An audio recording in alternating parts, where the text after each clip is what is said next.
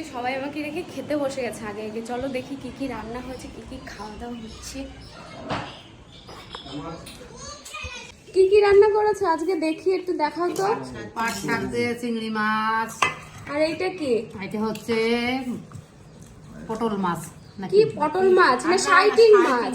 শাইটিং মাছ আলু দিয়ে কুমড়ো দিয়ে। আর এইটা দেখে তো সেই রিঠে ও, মাছ। রিঠে মাছ আমি খাই না, তোমরা খাও।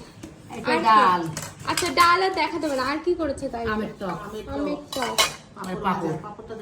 বাবা অনেক আইটেম, অনেক কিছু রান্না করেছে আজকে। মামা মামি এসছে তো তার জন্য তো ভাগে ভাগে স্পেশাল, তাই তো? তাই তো নাকি? হ্যাঁ। হ্যাঁ। হাই। সবাই একটু হাই করে দাও। তুমি হাই করো। চল।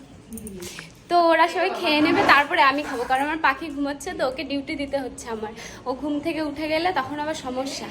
আজকে মামা মামি এসেছে না, 12 থেকে লোক এসেছে, তাই একটু ভালো ভালো রান্না হয়েছে।